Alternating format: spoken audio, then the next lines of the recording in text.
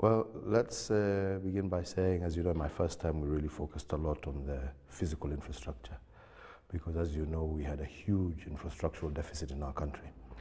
And we committed ourselves in the first term to really focus on roads, on power, the rail, the harbors, the ports. Yeah? And this second term, I thought it was necessary now to start dealing with the software. Start dealing and engaging in those things that affect the lives, the day-to-day lives of people. Yeah? And key amongst those, of course, is food security, which is one of our big four, followed closely by housing, health, and jobs for our young people. And that's why we decided that these are the areas that we need in order to ensure that we uplift our people from poverty, give people good health, and give people a healthy, balanced diet, while at the same time giving them a roof over their heads and focusing really on manufacturing so that we can take advantage of this huge youthful population that is well educated and that is energetic, talented, and ready to work and hardworking. So these are the areas that I have decided to focus on my second term.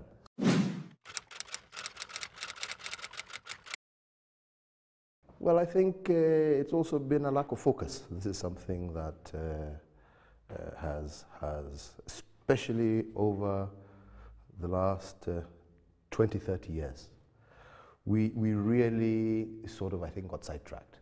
We became too involved, too much politicking. Our society became divisive. And this is why I'm also focusing on the agenda of national unity, of bringing our people together, of bringing leaders together, so that we really can now begin focusing our attention on the needs of the people as opposed to petty political bickering. Yet we all know that at the end of the day, whether it is President Uhuru or anybody else, these key items are critical to all our people, whoever the president may be. So why can't we come together and work together to achieve these for our people and to ultimately lift them from poverty? And so that unity agenda, I think, was one of the biggest stumbling blocks towards helping us achieve our objectives. You know, I said during our first time, we really focused on our infrastructure, because without a solid, reliable infrastructural base, manufacturing is impossible. We need efficient ports. We need an efficient rail system. We need roads so that people can access markets even with their products, and also help add to the value chain. This is why we are focused on electricity and ensuring that we have electricity in every part of our country. And that's one thing I'm particularly proud of. We've been able to move connectivity or electricity connectivity in our country from about 32% when I took over in 2013. We were about 32% of the population. And today we're talking almost about 60%, with a target that we want to be by at 95% within the next 4 years. These are all critical ingredients of a society that is desirous to become industrial. And that's why the focus, and I believe we've also done and made major strides in our doing business environment. And these are the things that then attract investment. And as a result, we have seen more and more companies, both domestic as well as international, finding their way now to Kenya. And Kenya is becoming now an attractive investment destination because, like I said, we have the labor. Talented, hardworking, right? Youthful, and we have the location as well.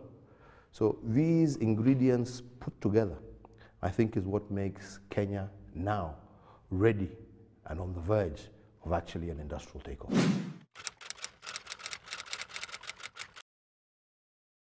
Economic growth is going to be driven, like I said, by manufacturing. When we talk of housing, right? which is one of our main pillars. That is also going to be a key and critical element of our economic growth.